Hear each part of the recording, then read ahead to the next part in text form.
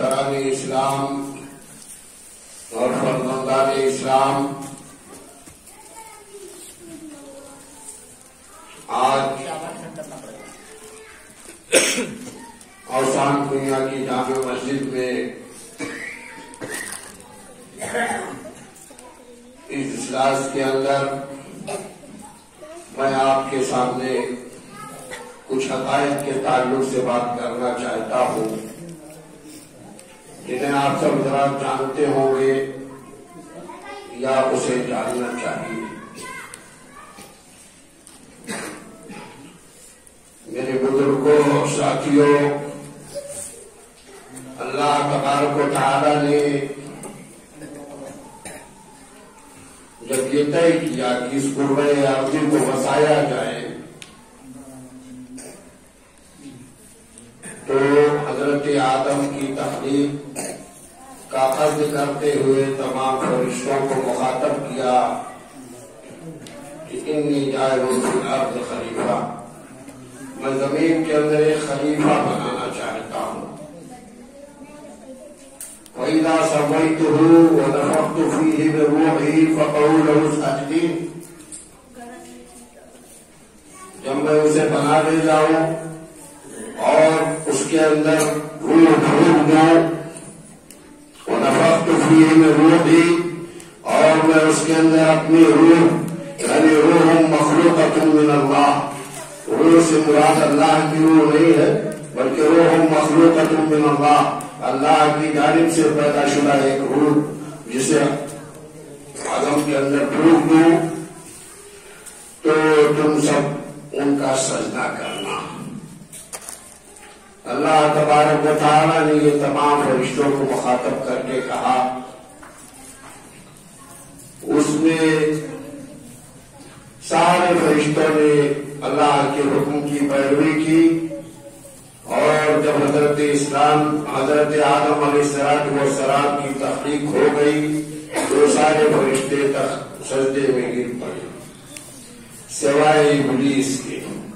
ابلیس جناتوں کا ایک فرد تھا جسے عزازیل کہا جاتا تھا، اس کے دل میں گھمنڈ پیدا ہوا، تکبر پیدا ہوا، بڑکپن کا احساس جاگا، اور اس نے کہا بڑا چھوٹے کا سجدہ کیسے کر سکتا ہے؟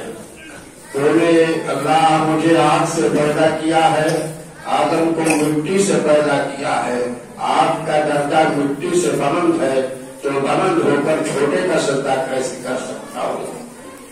میرے عزیز دوستو، حالانکہ اسے معلوم تھا کہ اسے امر الہی کی پابندی کرنی ہے، جو حکم اللہ کی جانب سے دیا جا رہا ہے، آدم کا سجدہ اصل مقصود نہیں بلکہ امر الہی کی تعمیر ضروری تھی، وہ سب کو جان بوجھ کے اس نے تکبر کا برتاؤ کیا اور آگے درگاہ کیا گیا۔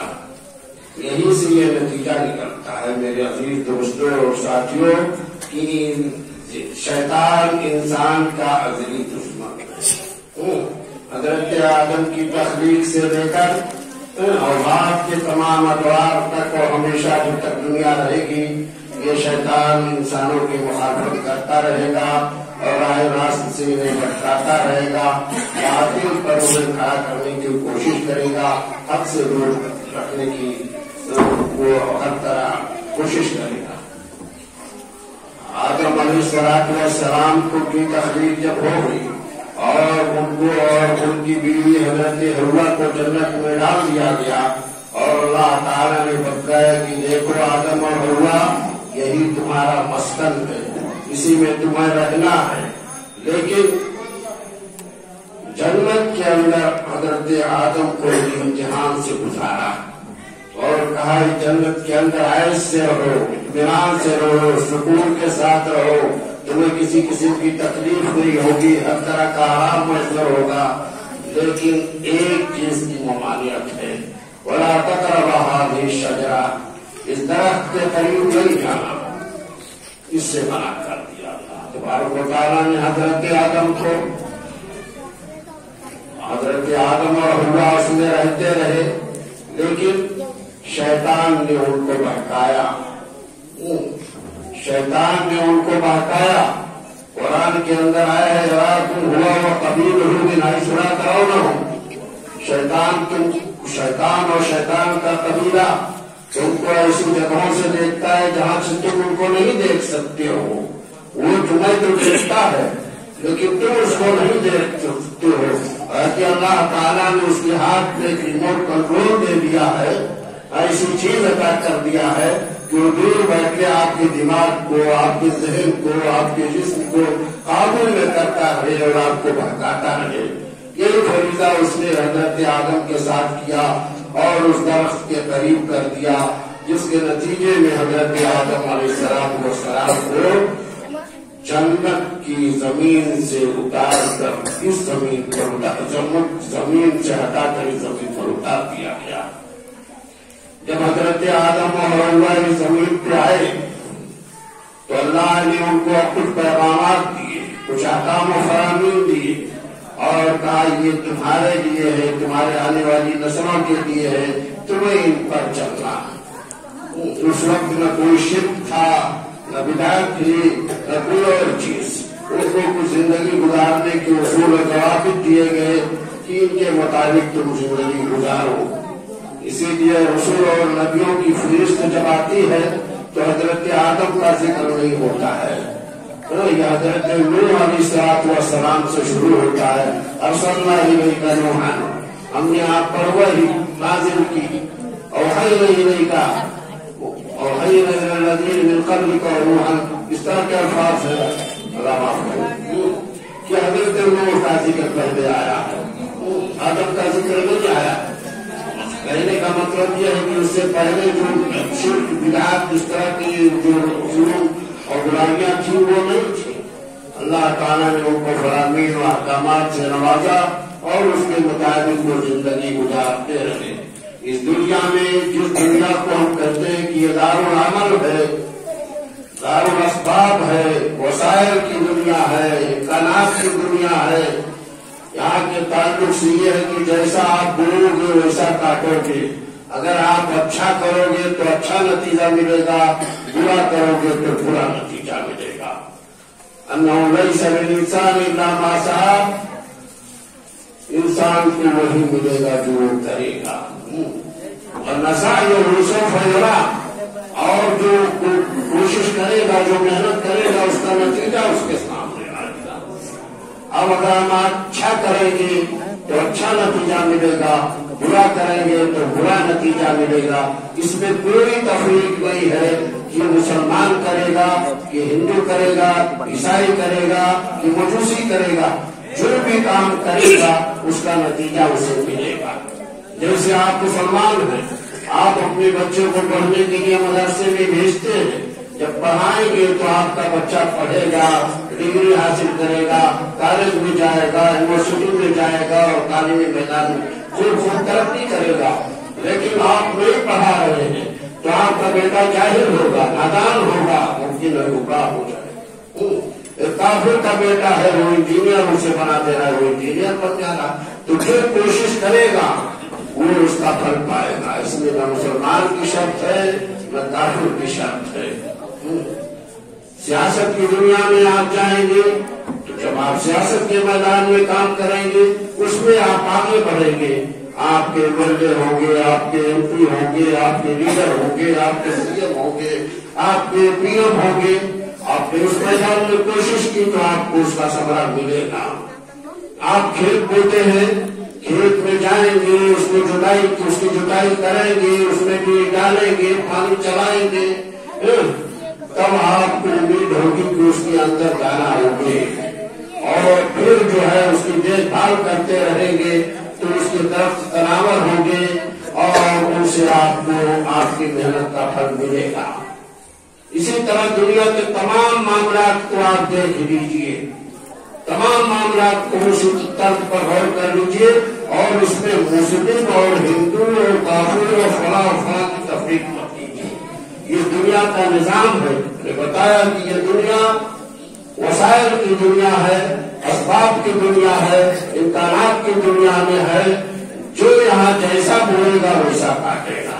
इस दुनिया के अंदर मेरे अजीज दोस्तों और साथियों, آپ نے اسرائیل کا نام سنا ہوگا، ایک چھوٹا سا ملک ہے، اس کی تاریخ جب آپ پڑھیں گے تو آپ دیکھیں گے کہ اس قوم پر مختلف قسم کے اللہ کے عذاب آ چکے ہیں، مختلف ادوار لے آئے ہیں، مختلف بادشاہوں نے انہیں تحس نحس کیا ہے، بخت نصر نے انہیں تحس نحس کیا ہے، ہمارا کی قوم کو ترکیوں نے تحس نحس کیا ہے، اور دیگر بادشاہوں نے انہیں تحس نحس کیا ہے، ان پر ظلم کے بڑے بڑے پہاڑ توڑے گئے ہیں، انہیں ایک ملک سے دوسرے ملک دربدر کیا گیا ہے، یہ مارے مارے پھرتے رہتے تھے، کوئی ظلم کی شکار نہیں ہے یہ قوم، لیکن اپنی شیطان سے بھی باز نہیں آتی رہی ہے، کوئی شیطان قوم ہے، ابلیسی قوم ہے، فرعونی قوم ہے، اور اللہ پر بہتان لگانے والی قوم ہے، اللہ کے سامنے سرکشی کرنے والی قوم ہے، اللہ نے اسے عذاب سے پہنچا دیا۔ ہٹلر کا دور آتا ہے، ہٹلر تاریخ میں موجود ہے کہ اس نے یہودیوں کو اس طرح کاٹا کہ رہتی دنیا تک اسے یاد کیا جائے گا۔ میرے عزیز ساتھیوں اور دوستوں، انہی یہودیوں کو امریکہ اور برطانیہ نے ایک مکمل سازش کے تحت عربوں کے بیچ میں لے جا کے بسا دیا، مسلمانوں کے دلوں پر خنجر لگایا اور انہیں بیچ میں لے جا کے بسا دیا۔ پہلے برطانیہ نے اسے قبول کیا، پہلے امریکہ نے اسے قبول کیا، 2 منٹ کے بعد اسے برطانیہ نے قبول کر لیا، مان لیا، تسلیم کر لیا۔ ایک سازش کے تحت کی ہوئی، اور سازش یہ تھی کہ کرسچن تھے اور کرسچنوں کا ماننا تھا، ان کی کتابوں میں یہ درج تھا، عہد قدیم میں موجود تھا، عہد جدید میں موجود تھا، بائبل میں موجود تھا، تلمود میں موجود تھا، اسحار میں موجود تھا کہ جب تک دجال نہیں آئے گا تب تک حضرت عیسیٰ مسیح نہیں آئے گے، اور دجال اس وقت تک نہیں آئے گا جب تک کہ اسرائیل کی حکومت نہیں قائم ہو جائے گی، یروشلم میں ان کا کیپٹل نہیں تعمیر ہو جائے گا، مسجد اقصی توڑ نہیں جائے گا، تب تک دجال نہیں آئے گا۔ تو اس کی تیاری کے لیے حضرت عیسیٰ مسیح کے لیے عیسائی کرسچن کہتے ہیں دوبارہ آئیں گے اور وہ ہمارے نجات دہندہ ہوں گے، تو وہ آ جائیں گے تو ہماری حکومت پوری دنیا میں غالب ہو جائے گی۔ یہودی کہتے ہیں کہ دجال جب آ جائے گا اور اس کے جھنڈے چلے جائیں گے تو ہماری حکومت پوری دنیا میں عام ہو جائے گی۔ یہ دجالی فکریں چل رہی ہیں۔ میں نے بتایا کہ ایک ربانی نظام ہے دنیا کا اور ایک شیطانی نظام ہے دنیا کا، جس میں دوسرے لفظوں میں کہیے کہ ایک حق کا نظام ہے، ایک باطل کا نظام ہے، جو بھی اسے کہہ دیں۔ جب دجال آ جائے گا اس کے لیے انہوں نے زمین تیار کی کہ اس کو ان کو اسرائیل میں آباد کرا دیا جائے تاکہ وہ موقع جلد سے جلد آ جائے، دجال کا خروج ہو جائے اور وہ ظاہر ہو کر فلسطین میں آ جائے، اور اس کے بعد حضرت عیسیٰ مسیح دمشق میں آ جائے اور پاک و ہند میں مقاتلہ کرتے ہوئے دجال کو قتل کرتے ہیں۔ اس طور پر حضرت عیسائیوں کی حکومت پوری دنیا پر قائم ہو جائے گی۔ میرے عزیز دوستوں اور ساتھیوں، ہمارے نبی نے بھی فرمایا ہے کہ دجال آئے گا اس دنیا میں اور 40 دن تک قیام کرے گا۔ پہلا دن اس کا 1 سال کے برابر ہوگا، دوسرا دن 1 مہینے کے برابر ہوگا، تیسرا دن 1 ہفتے کے برابر ہوگا، اور بقیہ ایام عام دنوں کے برابر ہوں گے۔ اور اس طرح پر پوری دنیا کی سیر کر لے گا، پوری دنیا گھوم لے گا اور پوری دنیا کو جد و فریب میں مبتلا کرے گا، جنت کو دوزخ بتلائے گا، دوزخ کو جنت بتلائے گا، سکھی ہوئی کھیتیوں کو ہری ہوئی کھیتیاں بتلائے گا، ہر چیز کا الٹا بتلاتا چلا جائے گا۔ جو اس کے قدر میں، جو اس کے فریب میں، جو اس کی مکاری میں، جو اس کی عیاری میں، جو اس کے جرم میں شریک ہوگا وہ اس کے ساتھ ہوگا، اس کا وہی اجر ہوگا جو دجال کا ہوگا۔ میرے عزیز دوستوں، آپ اگر جرم کا ساتھ دیں تو آپ مجرم ہیں، آپ حق کا ساتھ دیں تو حق والے ہیں۔ یہ دنیا کا فیصلہ۔ آپ پر بزرگی کا کمرہ لگا ہوا ہے، آپ سعودی عرب کا دوپٹہ پہنتے ہیں، بزرگی بزرگی بزرگی ہر طرف ظاہر کرتے ہیں، لیکن آپ کے دل کے اندر آپ کے زبان سے ایسے کلمات صادر ہوتے ہیں جو بتلاتے ہیں کہ دجالی فکر ہے، شیطانی فکر ہے، ابلیسی فکر ہے، تو اور آپ اس کے حامل ہیں تو آپ کا حشر انہیں کے ساتھ ہوگا، انہیں جیسا ہوگا۔ ہمیں چاہیے کہ دجالی فکر سے، دجالی سوچ سے، دجالی چال سے، دجالی عمل سے ہم اپنے آپ کو محفوظ رکھیں۔ میرے عزیز دوستوں اور ساتھیوں، یہ ایک چھوٹی سی آبادی ہے یہودیوں کی، یہ برابر ان تمام فتنوں آزمائشوں سے گزرنے کے بعد بھی وہ عمل کرتی رہی، باز نہیں آئی۔ عالم آج کا یہ ہے کہ وہ بیت اس کے پاس ہے، ابلاغ ذرائع اس کے ہاتھ میں ہے، اور دنیا کے بڑے بڑے ادارے اس کے ہاتھ میں ہیں، حقوق نسواں اس کے ہاتھ میں ہے، حقوق رجال اس کے ہاتھ میں ہے، عالمی میڈیا اس کے ہاتھ میں ہے، اور تمام بڑے بڑے ادارے سیاست کے، حقوق کے اس کے ہاتھ میں ہیں۔ آج وہ چاہے کہ فیشن ہمیں دنیا میں عام کرنا ہے تو اس کو 2 دن بھی نہیں لگے گا اور پوری دنیا میں اپنا نظام میڈیا کے ذریعے عام کر دے گی۔ وہ قوم اس حد تک آگے بڑھ چکی ہے۔ میں نے بتایا آپ کو کہ وسائل کی دنیا ہے، اسباب کی دنیا ہے، امکانات کی دنیا ہے، اور اس میں نہ کافر ہے نہ مسلم ہے۔ آپ جتنی کوشش کریں گے آپ کو اس کا ثمرہ ملے گا۔ میرے عزیز دوستوں اور ساتھیوں،